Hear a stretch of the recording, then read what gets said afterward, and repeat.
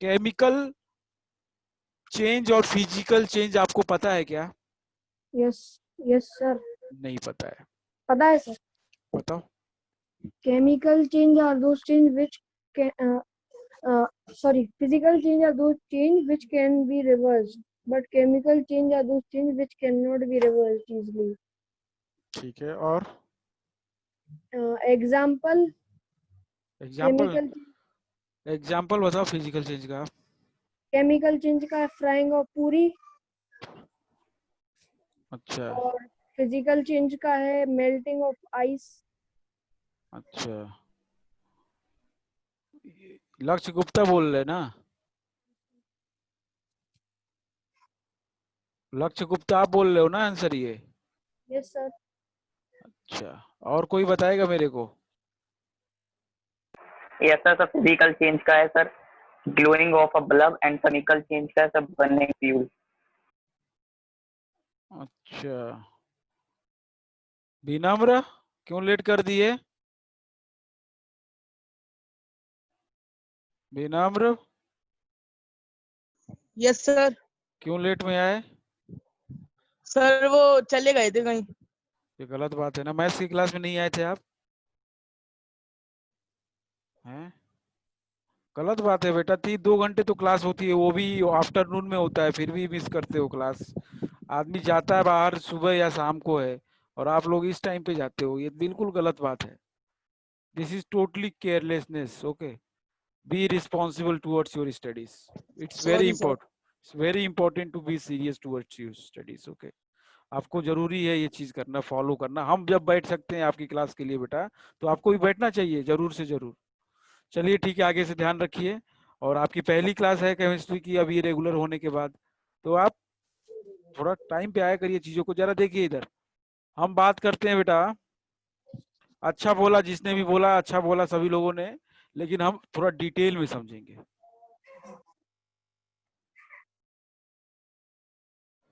Physical change,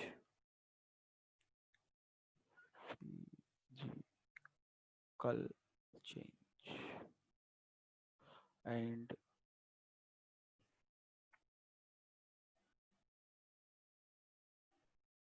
chemical change. जरा ध्यान दीजिएगा भाई साहब लोग, बहुत ध्यान से। पहला point, first point, physical change में क्या होता है, बहुत इंपॉर्टेंट, सबसे इंपॉर्टेंट जो बात थी वो नहीं बोला किसी ने। ठीक है, तो हम सबसे इंपॉर्टेंट बात जो डिफरेंस उसकी होती है वो हम बताते हैं।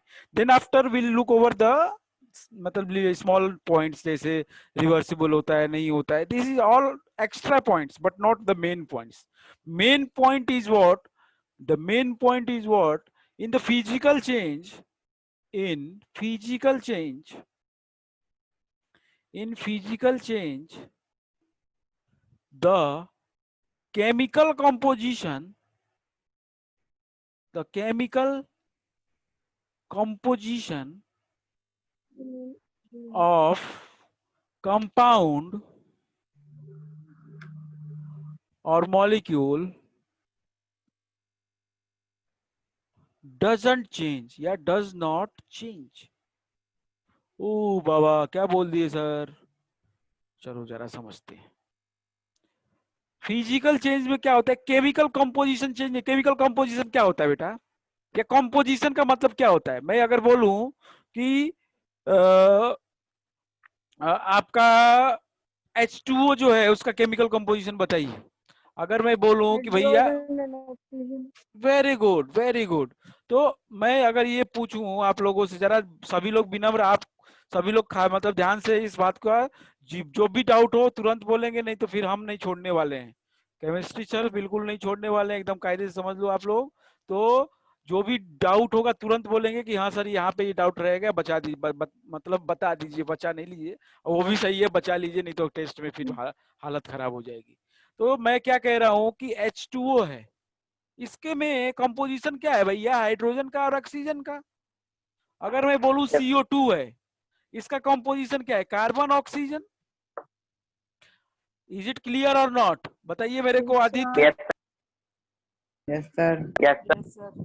हाइड्रोजन है और ऑक्सीजन है, this is basically the composition.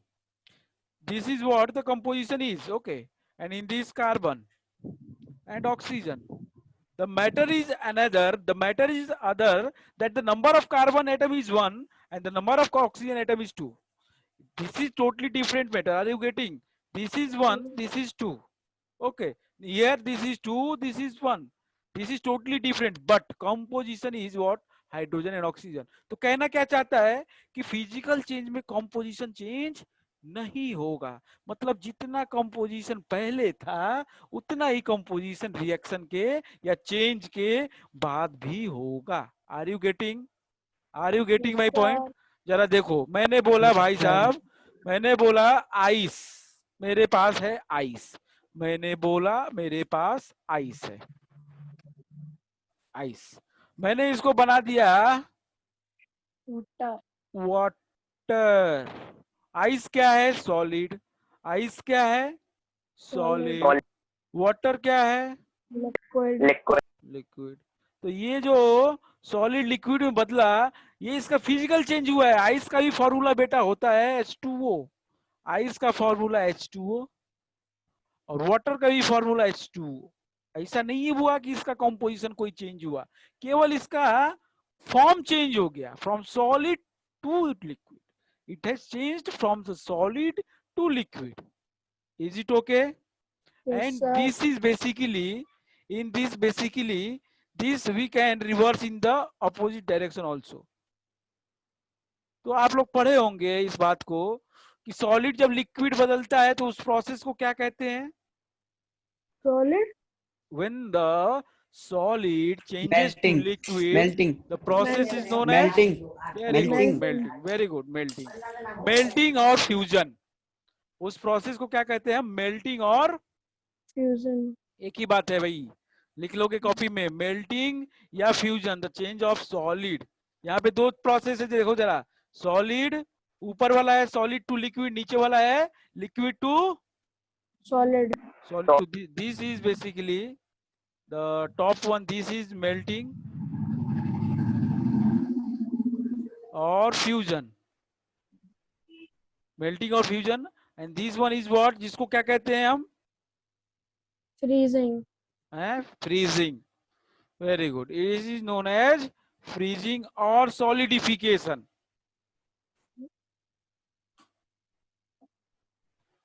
जगह नहीं है, बाद में पढ़ेंगे उसको.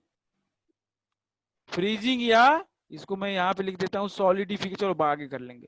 बात समझ में आई? फ्रीजिंग, जब आप फ्रीज में डीप में एक गिलास पानी, या आप आइसक्रीम जमाने के लिए क्या करते हो? अभी गर्मी चल रही है, आइसक्रीम जमाते होगे. आइसक्रीम जमाने के लिए दूध और वो सब करके किस में रखते हो आप? डीप में, फ्रीज में, freezer, फ्रीजर में रखते हो. तो वहां पे क्या होता है कि टेम्परेचर सबसे लो होता है पूरे फ्रीज का. पूरे फ्रीज में अगर सबसे कम टेम्परेचर होता है वो फ्रीजर का होता है कि नहीं होता है? होता है. ठीक है. Yes, sir. सबसे कम टेम्परेचर वाली जगह पे आपने रखा, तो वो दूध कुछ देर के बाद विनम्र क्या बन जाता है? विनम्र वो दूध कुछ देर के बाद क्या बन जाता है? Ice cream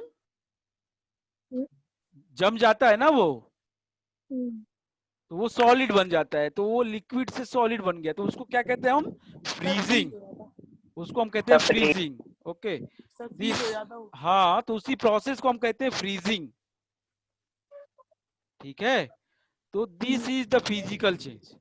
this is what? physical change, physical change. But in chemical change what happens? देखिए, chemical composition does नहीं change, Change. Change. In Change. Chemical, Composition. in chemical change, the chemical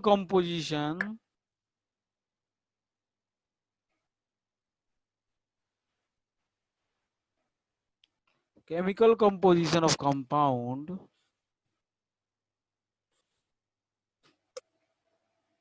or molecule changes.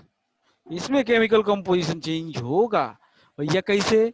ऐसे मान लो हमने hydrogen था, ध्यान से, बदलूंगा wood, ध्यान से, हमारे पास था H2, हमने रिएक्शन करा दिया O2, अब बन गया H2O, टू H2O, ठीक है। टू जल गया, हैं? टू कहाँ गया?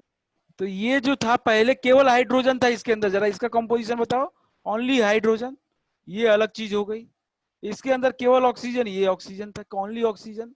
इसमें हाइड्रोजन 2 था, इसमें ऑक्सीजन 2 था। टू अब जो बन गया रिएक्शन या चेंज होने के बाद, उसको कहते हैं हम, ये जो बन गया इसके अंदर क्या हो गया, हाइड्रोजन है, अकेले नहीं है, ऑक्सीजन भी है। हाइड्रोजन ऑक्सीजन दोनों, हाइड्रोजन 2 है और ऑक्सीजन 1 है। ये हो गया इसका composition change. Is it okay और नॉट? ओके। अब इसका हो गया Okay. Composition change, Okay. ठीक है। अब बेटा होता क्या है कि ये जो एरो है, आप यहाँ पे खड़े हो जाओ, आप यहाँ पे खड़े हो गए, ठीक है। आपका ये हो गया लेफ्ट, आपका ये हो गया लेफ्ट, और ये हो गया आपका Right. तो जो आपका लेफ्ट है बेटा, एरो के बीच में हमेशा खड़े हो जाया करना। जो आपका लेफ्ट होगा, जो आपका लेफ्ट होगा, लेफ्ट, उसको हम लोग कहते हैं, ये लेफ्ट हैंड साइड लिख देते हैं, लेफ्ट हैंड साइड। रिएक्टेंट। हाँ, left hand side is known as reactant. Reactant मतलब ऐसी चीजें जो रिएक्ट करेंगी। और राइट हैंड साइड जो है आपका, प्रोडक्ट। राइट हैंड साइड पे आपका आ जाएगा product. Product. Product. Is it okay? Right hand पे आपकी प्रोडक्ट होगा, लेफ्ट हैंड पे आपका रिएक्टेंट होगा। बात समझ में आ गई? शुरू में केवल आपके पास रिएक्टेंट था, जैसे ही रिएक्शन स्टार्ट हुई, जैसे ही रिएक्शन स्टार्ट हुआ, आपके पास क्या था बेटा? हाइड्रोजन था और ऑक्सीजन था, कुछ भी नहीं और था, ठीक है। आपके पास हाइड्रोजन था और ऑक्सीजन था। रिएक्शन स्टार्ट हुई, कुछ टाइम के बाद H2O बनना स्टार्ट हो गया। कुछ टाइम के बाद H2O बनना स्टार्ट हुआ, कुछ समय के बाद ये हुआ कि H2O बन गया। बात समझ में आई? तो जो H2O बन जाएगा आपका, जब H2O बन जाएगा, तो आप ये सोचो कि कुछ नया बना कि नहीं बना, जो पहले नहीं था। बना। जो पहले नहीं था वो बन गया है। तो इसमें क्या होता है, केमिकल चेंज में न्यू सब्सटेंस इज फॉर्म्ड। क्या होता है? New substance. Substance is formed. New substance is formed, एक नया सब्सटेंस बनता है जो हमारे पास पहले से नहीं था। हमारे पास इधर देखो, फिजिकल चेंज में पहले से ही हमारे पास H2O था, अब उसका केवल बाद फॉर्म, में जो आया। हमारे को केवल फॉर्म चेंज हुआ, हमको कुछ नया नहीं मिला। Is it okay? Okay. Yes. या वन साहू, कुछ समझ में आ रहा है बेटा ना? One Sahu, is it okay? Yes, sir. हाँ, तो रिएक्शन से पहले और रिएक्शन के बाद क्या हुआ? रिएक्शन के पहले जो चीज थी, अगर रिएक्शन के बाद भी वही चीज है, तो मतलब कि फिजिकल चेंज है।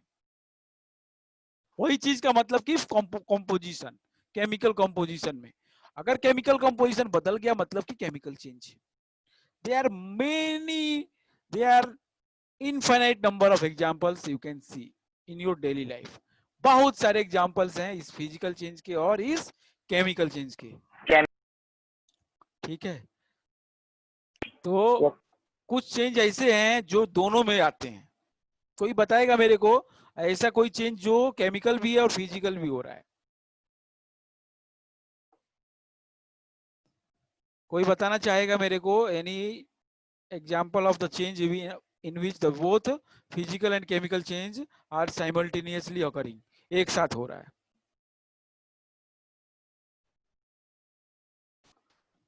Any one of you, please tell me.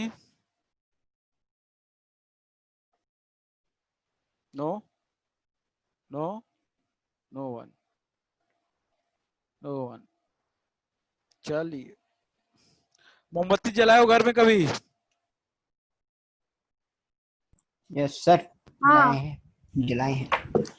तो मोमबत्ती में क्या होता है? मोमबत्ती सॉलिड होता है, यस सर। Yes, sir. उसमें लिक्विड भी मेल्ट होता है कि नहीं होता है? होता है। Yes, sir. तो वो लिक्विड भी बन रहा है, साथ साथ में उसका बर्निंग भी हो रहा है, जिसमें वो गैस भी निकल रही है उसके अंदर से। तो both changes are occurring simultaneously in the burning of candle. अगर आपसे कोई पूछे एग्जाम में कि burning of candle is example of physical change और chemical change, it is example of both physical as well as chemical. Okay, अब जरा मेरे को दूसरा पॉइंट बताइए, second point, if we discuss the second point of difference. तो अब जो हो गया बिल्कुल नॉर्मल डिफरेंसेस क्या है कि physical changes reversible, physical changes are reversible, reversible in nature. इधर आर रिवर्सिबल इन नेचर। कैसा होते हैं वो? रिवर्सिबल होते हैं। रिवर्सिबल का मतलब बेटा क्या होता है कि मान लो ये हमारा नहीं नहीं, मान लो कि हमारा ये रिएक्टेंट है, ओ हो, ये हमारा रिएक्टेंट है और इधर हमारा प्रोडक्ट है। ये बीच में जो एरो बनता है रिवर्सिबल का कुछ ऐसा होता है, ये आगे भी जा सकता है, आधा आधा एरो बनता है, हाफ एरो, ये केवल ऊपर रहेगा, और ये पीछे भी जा सकता है। ठीक है, तो आगे जाने को हम क्या कहते हैं? हमारे ऊपर है बेटा कि आगे जाने को हम क्या कहते हैं। हम आगे जाने को कहते हैं कि रिएक्टेंट से प्रोडक्ट बनना। तो this is the forward reaction. आगे जाने वाले को क्या कहते हैं? Forward reaction. तो this is basically forward reaction and this is backward. तो आपके ऊपर है कि फॉरवर्ड किसको ले रहे हो। अगर आप कह रहे हो कि प्रोडक्ट से रिएक्टेंट फॉरवर्ड है तो आप मान लो उसको, लेकिन एक्चुअली जो किताब में या जो पढ़ाया जाता है उसमें ये बोला जाता है कि रिएक्टेंट जब प्रोडक्ट बनेगा that is known as the forward, and जब प्रोडक्ट रिएक्टेंट की तरफ आने लगता है that is known as backward. Okay, तो the physical change are reversible in nature. क्या हो सकता है? उसको हम परमानेंट नहीं होता है, वो टेम्परेरी भी हो सकता है होता है। तो इसलिए इसके अंदर एक और पॉइंट लिख लेंगे हम, they are temporary. and these changes are temporary in nature. These changes are temporary मतलब कि अस्थाई, मतलब कि हमेशा के लिए नहीं होते, टेम्पररी इन नेचर। ठीक है, वो कुछ समय के बाद फिर से पहले पोजीशन पे आ सकता है। तो ये हम लोग समझ सकते हैं। जबकि अब अगर हम डिस्कस करें केमिकल में तो they are irreversible change.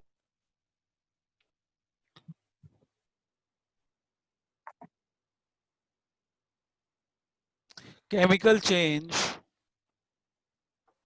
are irreversible in nature.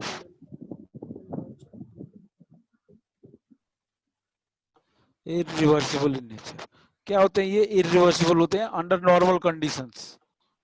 अगर हम इसमें थोड़ा सा और जोड़ दें तो अंडर नॉर्मल कंडीशन, अगर हम लोग कंडीशन को बहुत गड़बड़ कर दें, मतलब टेम्परेचर को बहुत ज्यादा बढ़ा दें या कम कर दें, तो उस कंडीशन में कभी कभी वो बैकवर्ड भी चलता है। तो उसके कंडीशन में हम एग्जांपल देखेंगे आगे, धीरे धीरे समझेंगे। तो इधर जो होता है, जो रिएक्टेंट है अपना, वो फॉरवर्ड ही चलता है, प्रोडक्ट ही बनता है। ठीक है, ऐसा बहुत कम होता है कि वो पीछे है। तो these changes are permanent in nature. These changes are permanent in nature. तो ऐसी बात कर रहे हैं हम लोग फिजिकल चेंज और केमिकल चेंज में कि ये पॉइंट ऑफ डिफरेंसेस होते हैं। और कुछ है क्या?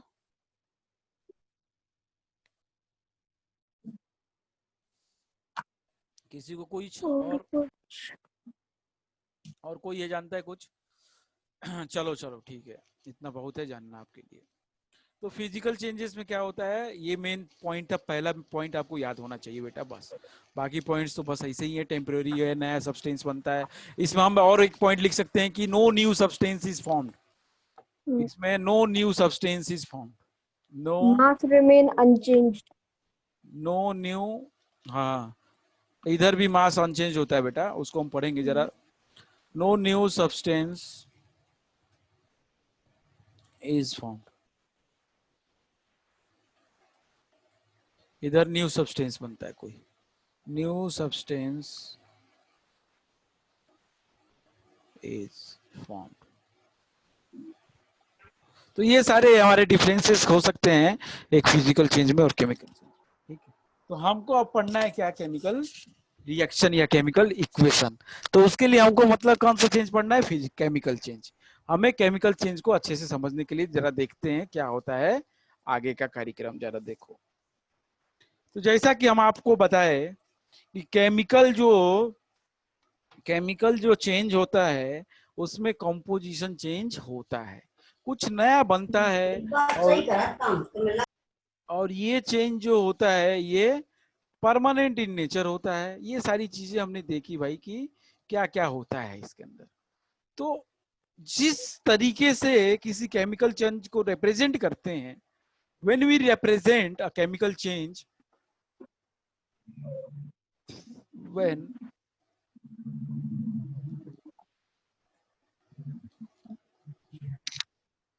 when we represent a chemical change, when we represent a chemical change,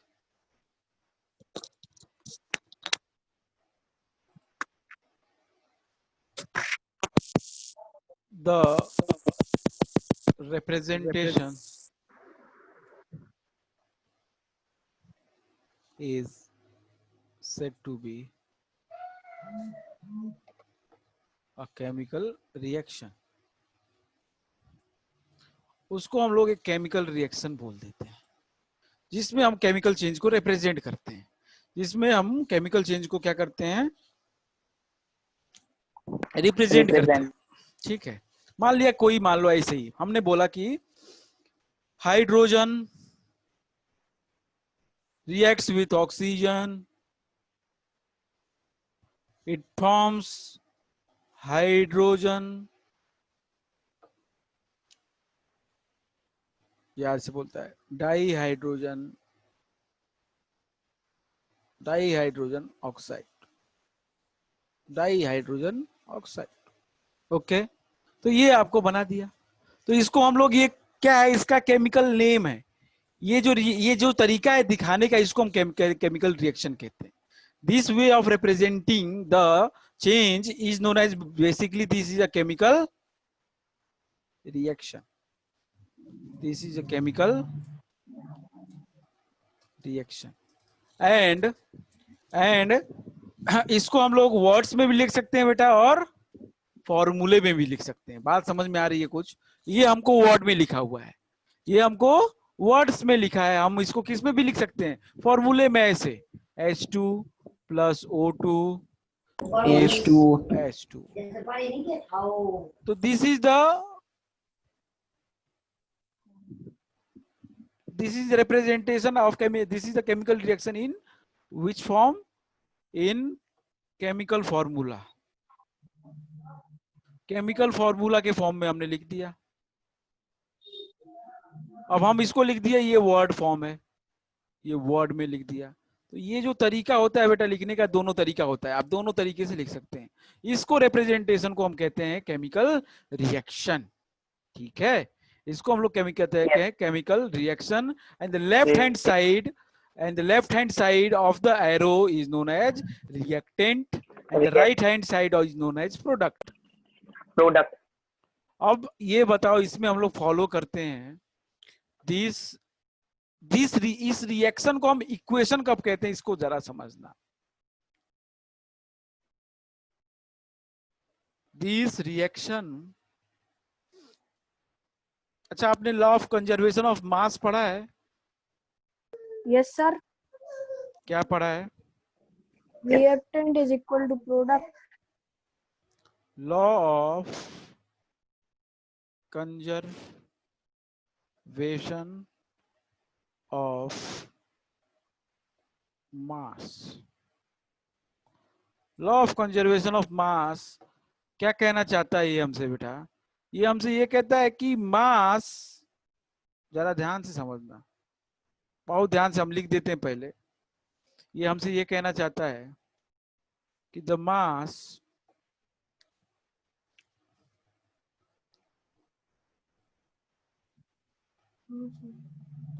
the mass of the mass of each atom of an element on the reactant side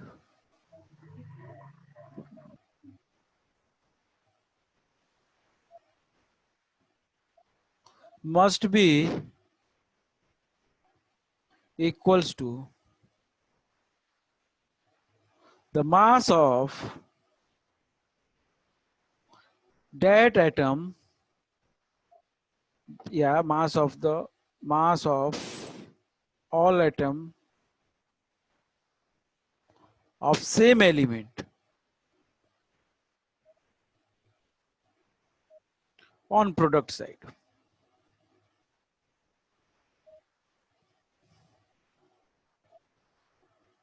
जरा समझिएगा मैं क्या कहना चाहता हूं, मैं बात को जरा समझने की कोशिश करते हैं। क्या कह रहा है कि the mass of each atom, ये basically law of conservation of mass ये है बेटा, ये तो इस केमिकल रिएक्शन के लिए ये स्टेटमेंट है, लेकिन law of conservation of mass एक यूनिवर्सल लॉ है। ये कहता है कि mass can neither be created nor be destroyed. Mass को हम ना तो क्रिएट कर सकते हैं और ना ही मास को हम डिस्ट्रॉय कर सकते हैं। मास जो होगा टोटल बिफोर द रिएक्शन, मतलब of the reactant, must be equals to the product हर एक टाइम पे। तो कहने का मतलब ये है कि ये लॉ बहुत इंपॉर्टेंट है, और ये कैसे अप्लाई इसमें होता है इस बात को हमको समझना है। जरा देखिए ये लॉ कैसे यहाँ पे अप्लाई होता है, जरा समझिए। क्या अप्लाई करते हैं बेटा, हम लोग कहते हैं कि the mass of each atom of an element, ठीक है, मतलब कि जो भी एलिमेंट है उसके हर एक एटम का जो टोटल मास होगा कहाँ पे, रिएक्टेंट के साइड, वो बराबर होना चाहिए किसके साइड, प्रोडक्ट। प्रोडक्ट के साइड। नहीं समझ में आया ना, जरा देखो। नहीं सर कुछ भी नहीं आया समझ में हमको तो, जरा देखो।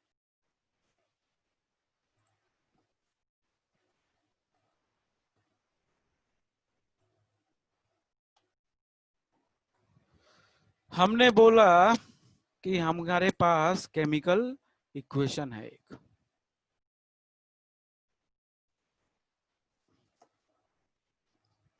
हमारे पास एक केमिकल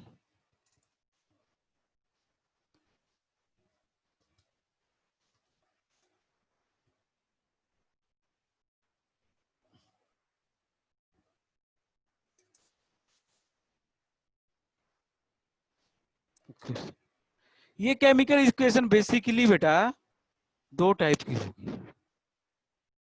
कितने टाइप की, दो टाइप की।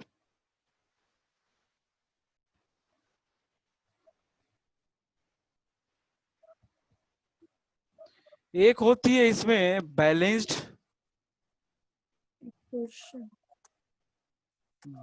केमिकल इक्वेशन,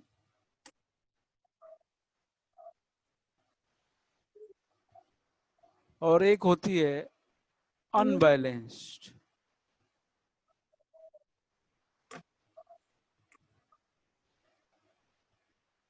एक होती है बैलेंस्ड केमिकल इक्वेशन और एक होती है अनबैलेंस्ड केमिकल इक्वेशन। अनबैलेंस्ड का एक और नाम होता है और स्केलेटन।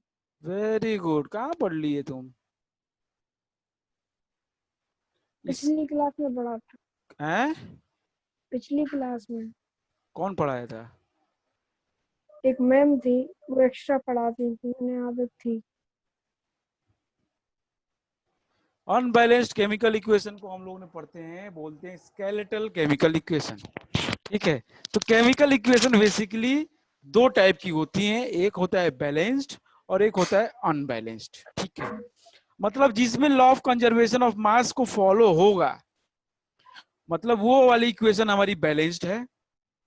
जिसमें लॉ ऑफ कंजर्वेशन ऑफ मास, जो पिछला वाला लॉ बताया हमने, ये वाला लॉ जो बताया, जब ये वाला लॉ फॉलो होगा तो वो होगी बैलेंस्ड केमिकल इक्वेशन, और जब नहीं फॉलो होगा तो अनबैलेंस्ड केमिकल इक्वेशन। हमारा काम क्या है बेटा कि किसी भी इक्वेशन को हम इस फॉर्म में लिखेंगे, किसी भी इक्वेशन को हम बैलेंस ही करके लिखेंगे। आप अगर अनबैलेंस करके लिखोगे तो आपकी गलत हो जाएगा। बात बाकी लोगों को समझ में आ रहा है? आदित्य, विनम्र, वंशाहू, Yes, सो तो नहीं गए ना? यस सर, आ रही। तो अनबैलेंस हमको कभी भी नहीं छोड़ना है अकेले। हमको अनबैलेंस्ड इक्वेशन छोड़ दिए तो पाप हो जाएगा आपसे। कभी भी ऐसे नहीं छोड़ना है हमको, उसको बैलेंस करके ही छोड़ना है। ठीक है, तो बैलेंस करने के लिए कुछ रूल्स होते हैं, कुछ नियम होते हैं, कुछ कानून होते हैं, उसको हम समझेंगे। तो सबसे पहले तो आपको ये समझ में आना चाहिए कि बैलेंस्ड इक्वेशन क्या होती है और अनबैलेंस्ड केमिकल इक्वेशन क्या होती है। अनबैलेंस्ड केमिकल इक्वेशन जिसमें लॉ ऑफ कंजर्वेशन ऑफ मास को फॉलो नहीं किया गया है, इसमें लॉ ऑफ कंजर्वेशन ऑफ मास को फॉलो नहीं किया गया है, इसमें लॉ ऑफ कंजर्वेशन ऑफ मास को फॉलो किया गया है। Law of conservation of mass is followed, ये फॉलो हुआ है और इसीलिए ये सही है। और यहाँ पे फॉलो नहीं हुआ है, लॉ इज नॉट फॉलोड, यही लिए ये गड़बड़ है। इसीलिए इस किसी इक्वेशन को हमको ऐसे नहीं छोड़ना है। जैसे पिछला इक्वेशन देखो जरा, कैसे पता चलेगा सर, कैसे पता चलेगा कि सर कोई वो इक्वेशन बैलेंस है कि नहीं बैलेंस है? जरा देखो, हम इक्वेशन को उसके लिखते हैं। नंबर से। हाँ देखो जरा, हम इक्वेशन को लिखते हैं, जरा देखिए जरा। भाइयों एवं भाइयों, भाइयों एवं भाइयों, देखिए जरा, ये हमारे पास कोई केमिकल इक्वेशन है, ये हमारे पास कोई केमिकल इक्वेशन है, H2 plus O2 gives H2O। तो भैया हम क्या करेंगे, सबसे पहले काम देखने के लिए वो नियम कानून पहले समझेंगे। जैसे ही वो नियम कानून कंठस्थ हो जाएंगे, मतलब आपके दिमाग में बिल्कुल बैठ जाएगा, तो आप नियम कानून को भूल जाएंगे। आप ये बताओ, जब साइकिल चलाना सीखते हो तब बहुत टाइम नहीं लगता है? मतलब टाइम का मतलब हर चीज देखते हो आप कि कहाँ पे पैर रख रहे, कहाँ पे हाथ रख रहे, कैसे बैलेंस कर रहे, कैसे नहीं बैलेंस। और जब सीख जाते हो तो आपको बताओ, आप ध्यान भी नहीं देते हो साइकिल चलाते कैसे हैं। बताओ जरा जल्दी। हो गई बैलेंस। अरे बैलेंस करने के लिए हम अच्छा। नहीं बोल रहे हैं, हम जो बता रहे हैं, जैसे बाइक चलाना सीख रहे हैं आप, ठीक है, या स्कूटी चलाना सीख रहे हैं आप, तो क्या होता है शुरू में आप बहुत ध्यान देते हैं चीजों के ऊपर कि कब गियर लगाना है, कब क्लच लगाना है, कब क्या है। लेकिन वो चीज जब पता होती है, जब धीरे धीरे सीख जाते हो, तो आप बिल्कुल, आपका ध्यान भी नहीं जाता है उधर कि आप कब गियर लगा रहे हैं और कब ब्रेक मार रहे हैं, क्या है। वो ऑटोमेटिकली पैर अपने हाथ काम करते हैं कि नहीं करते हैं? करते हैं। yes, तो वैसे ही काम क्या है, लेकिन सीखते समय आपने बहुत, मतलब एक एक सेकंड, मतलब कहीं और ध्यान भी नहीं दिया होगा सीखते समय। तो इसलिए क्या है कि बैलेंसिंग सीखते समय हम कुछ समझेंगे, हम ज्यादा दिमाग नहीं लगाएंगे, हम पहले स्टेप्स को सीखेंगे। कुछ स्टेप्स हैं 4 5 6, उस स्टेप्स को सीख लेंगे आप एक बार आप। और जैसे ही आप 5 6 क्वेश्चन के ऊपर प्रैक्टिस किए, तो बेटा आप विद इन सेकेंड्स, मेरा बेट है कि विद इन सेकेंड्स आप को इक्वेशंस को बैलेंस करना बता देंगे। ठीक है, लेकिन आप लॉन्ग जंप नहीं मारेंगे।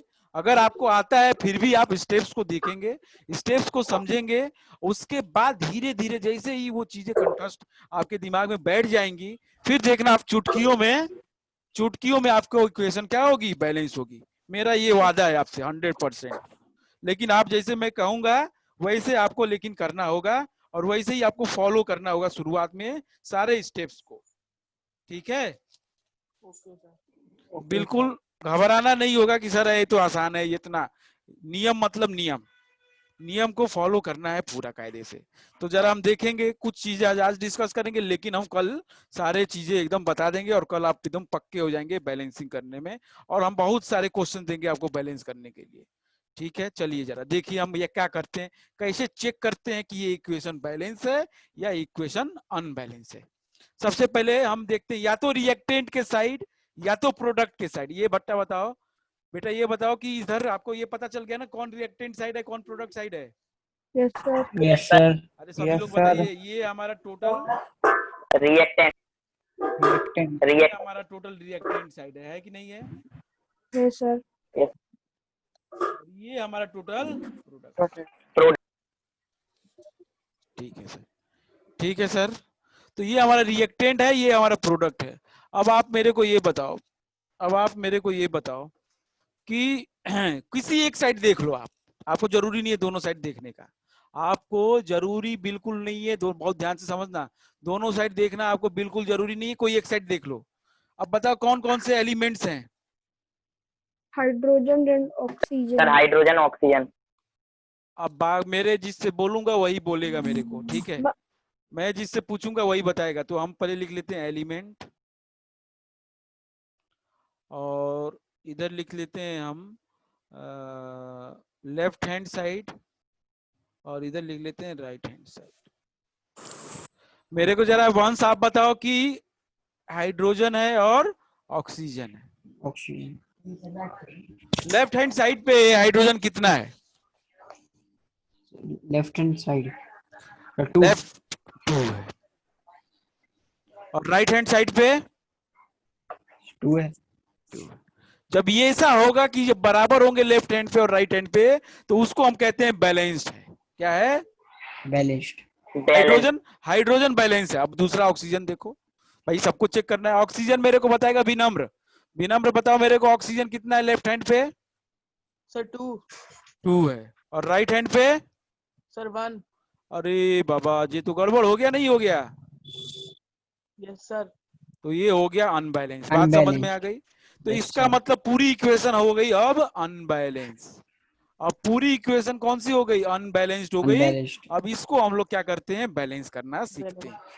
बात समझ में आई? First Yes, sir. of all, you'll check.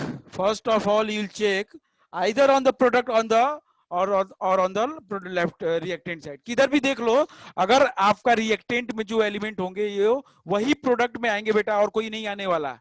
बात समझ लेना जिस बात को, कोई नया कुछ आएगा नहीं, कोई जादू नहीं हो रहा है यहाँ पे। जो रिएक्टेंट के साइड में है एलिमेंट, वही एलिमेंट आएंगे प्रोडक्ट के साइड में, कोई नया जादू होने वाला नहीं है। ठीक है, तो ध्यान देंगे कि वही होंगे। तो आप किधर से भी एलिमेंट को जोड़ लो, किधर से भी एलिमेंट को उठा लो, आपकी मर्जी। तो आपने उठा लिया भैया, या तो रिएक्टेंट, किसी बच्चे का मन करे तो प्रोडक्ट के साइड से उठा ले, कोई दिक्कत नहीं है। तो आप किधर से भी उठा लो, और उसकी काउंटिंग कर लो लेफ्ट पे और राइट पे। उनकी क्या कर लो? काउंटिंग कर लो लेफ्ट पे और राइट पे, हो जाएगा आपका काम खत्म। बात समझ में आ रही है? आपका हो जाएगा काम खत्म। आपने जैसे ही लेफ्ट पे राइट पे किया, जैसे ही इक्वल नहीं हुआ है तो आपका इक्वेशन अनबैलेंस्ड है। ऐसे ही इक्वेशन अनबैलेंस्ड है और आपको बैलेंस करना पड़ेगा। ठीक है, यही हमने लॉ में बताया था। देखो कि द मास, अब भैया अगर ये बताओ, 2 हाइड्रोजन लेफ्ट हैंड पे है, 2 हाइड्रोजन राइट हैंड पे है, तो हाइड्रोजन का मास तो भाई इधर हो या इधर हो सेम होगा। अगर इधर 2 है तो इधर भी 2 है, तो मास सेम हो गया कि नहीं हो गया? Yes, sir. अब ये बताओ, ऑक्सीजन इधर 2 है और इधर ऑक्सीजन 1 है, तो मास का अंतर हो गया कि नहीं हो गया? Yes sir. तो यही अंतर हमको नहीं करना है लॉ को। लॉ हमसे यही कहता है कि कंजर्वेशन रखना है मास का। यही हमको लॉ कहता है कि कंजर्वेशन रखो किसका? मास का। मास इक्वल होना चाहिए। उसी देखो, अब इस लॉ को पढ़ो जरा, सभी लोग पढ़ो अपने मन में जरा इसको। अभी आप लोग समझ जाएंगे बहुत अच्छे से कि सर ने जो लॉ बताया था अब वही हम कर रहे हैं।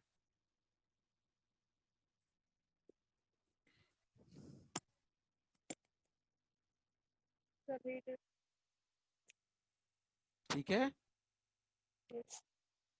सभी लोग वंस। यस सर, पढ़ लिया सर। तो यही हम काम कर रहे हैं बेटा, और हम कुछ नहीं कर रहे हैं। ठीक, तो हमारा काम ही है इसको बैलेंस करना। अब जरा देखो दूसरी टाइप की नई इक्वेशन देखो। दूसरी टाइप। दूसरे कोई एक इक्वेशन लेते हैं, मान लो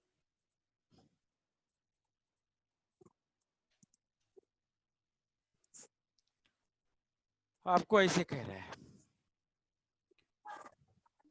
इसीलिए आपका काम होता है पहले बेटा चेक करना। बिना चेक किए आगे बढ़ गए तो गड़बड़ हो जाता है।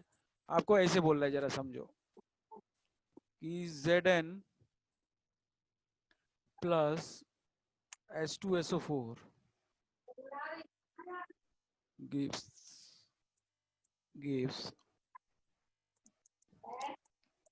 ZnSO4 plus H2। जरा सभी लोग चेक करेंगे ये इक्वेशन बैलेंस है अनबैलेंस, जल्दी से क्विकली।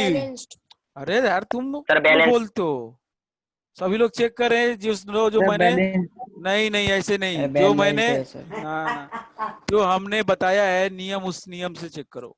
Okay. पहले लिखो एलिमेंट। आपको बोरियत लगेगी, अभी 9th में हो, चीजें सीखने का टाइम है, इसीलिए जरूरी है सीखना। ठीक है, आपको आता है, अच्छी बात है, कोई बड़ी बात नहीं है, कोई बुरी बात नहीं है, लेकिन अच्छे से आ जाए तो और क्या अच्छी बात हो सकती है उससे। एलिमेंट कौन कौन से हैं मेरे को बताइए जरा। Zn H2 sir zinc. O. Jadon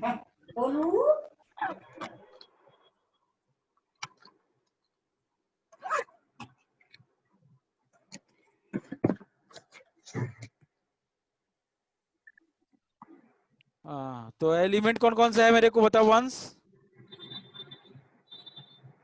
once Z N sir zinc कहते हैं, जिंक।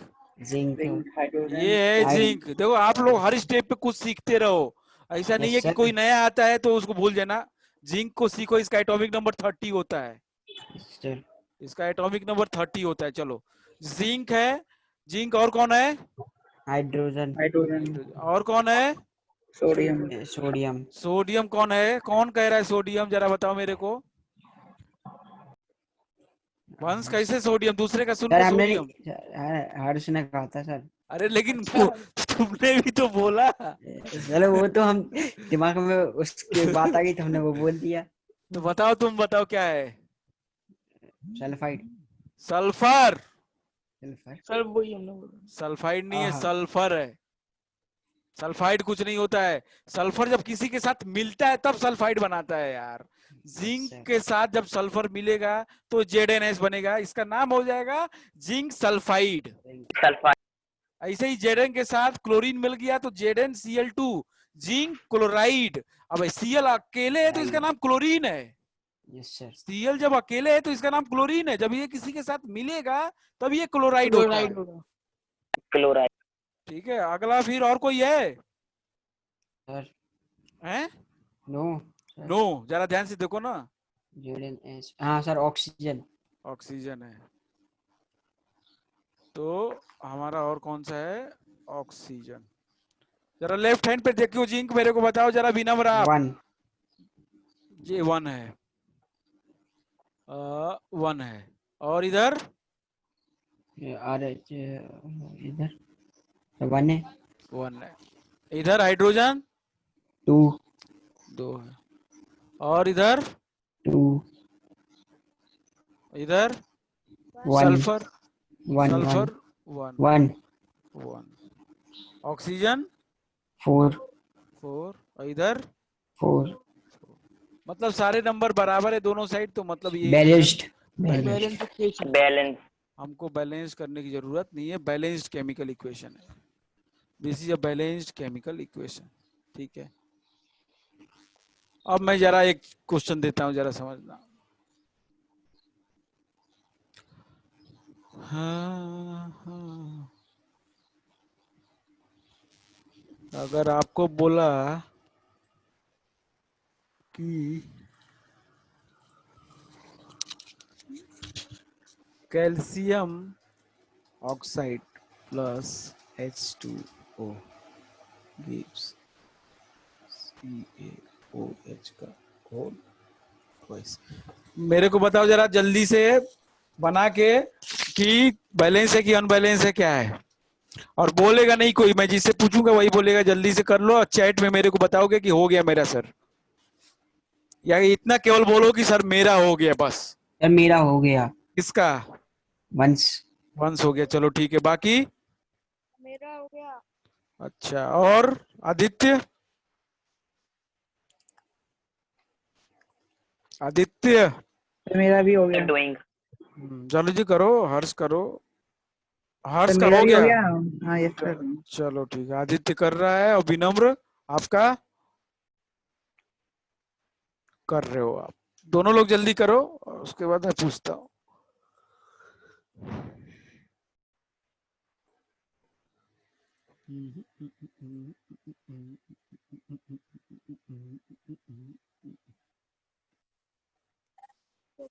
ठीक है लक्ष्य, गुड। हाँ बताइए जरा विनम्र, क्या स्थिति है? बादल कहाँ तक आए हैं?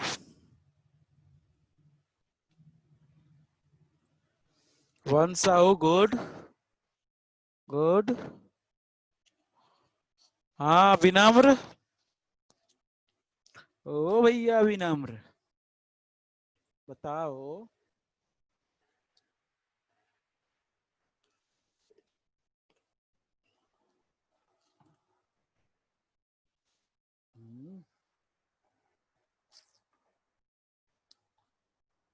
विनम्र क्या हो गया बेटा?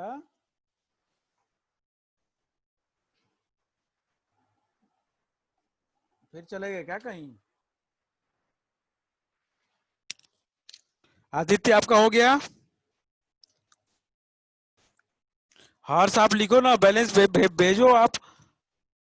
हाँ आदित्य वेरी गुड। और मेरे को भेजिए जरा ये हर्ष,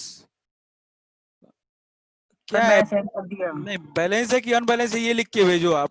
अच्छा विनम्र जल्दी बताओ बेटा, टाइम होने वाला है। विनम्र टेल मी। सर बैलेंस लिख दिया मैंने आपको। विनम्र आप चैट में ना भेजो, और प्राइवेटली भेजो मेरे को, एवरीवन को नहीं। You send me privately. Vinamra just tell me your answer, is it balanced और अनबैलेंस्ड? सर मैंने भेज दिया आपको। हाँ भाई साहब ठीक है, गुड गुड। अहो भाग्य हमारे कि आपके आंसर आ गए। विनम्र वॉइस इज नॉट क्लियर, तो भैया चैट में लिख के भेजो ना कि क्या है, बैलेंस्ड है और अच्छा अनबैलेंस्ड है। आप लिख के भेज दो उससे कि बैलेंस्ड है अनबैलेंस्ड, बस बता दो।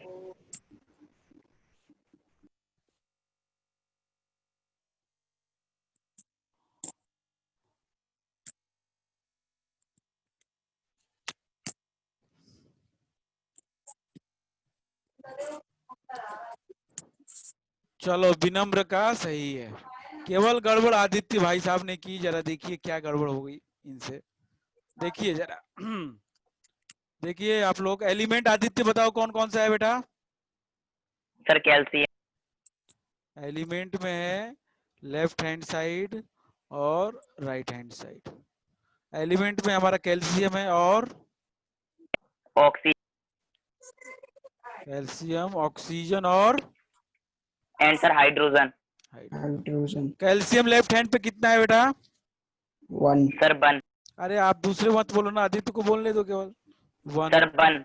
हाँ राइट हैंड पे सर वन। वन। ऑक्सीजन कितना है लेफ्ट हैंड पे? सर ऑक्सीजन कितना है लेफ्ट हैंड पे? यही गड़बड़ कर दी आप ऑक्सीजन में, पता है? देखो टू।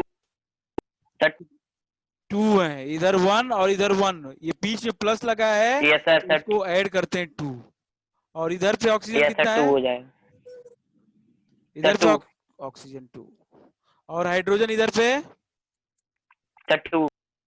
और इधर पे, सर 2। तो बैलेंस है ना? Yes sir. सर रॉन्ग हो गया था। This is a balanced chemical equation. तो आप लोग को क्या करना पड़ता है, ऐड करना पड़ता है। अगर इधर भी है इधर भी, ये पूरा रिएक्टेंट देखना है, और रिएक्टेंट में जितने सारे मॉलिक्यूल होंगे सबको, सभी में उसके एटम को खोजोगे, सभी में उस एलिमेंट को खोजोगे, सबको ऐड करोगे, उसको बैलेंस करोगे आप राइट हैंड साइड से। Is it okay? Is it okay? Yes sir. तो यस कैसे सर। हमको चेक यस करना सर। है ये आप ध्यान देना। और जैसे जैसे ऐसे आ रहा है ओ एच का होल ट्वाइस, मान लो ये ऐसे होता है SO4 का होल ट्वाइस, तो ये बताओ कि यहाँ पे ऑक्सीजन कितने हो जाते हैं? 8. वेरी गुड, ऑक्सीजन 8 हो जाएंगे बेटा, 4 into 2। और सल्फर कितना हो जाएंगे? 2 2। Is it okay? Sir 2। Sir. तो ये चीज Yes. करना है आपको, ये चीज नहीं भूलना है। अगर ऐसे कहीं कभी भी आता है तो 4 2 जा 8 ऑक्सीजन, और सल्फर कितना 1 है यहाँ पे, 1 2 जा 2। 1। Okay yes sir. Yes sir. Okay then कल हम बैलेंसिंग सीखेंगे। Yes. Tomorrow we will get Okay. how to, we will see the steps how to balance the chemical equation. Okay, thank you everyone, goodbye. Okay sir, thank you sir, okay bye. Bye bye.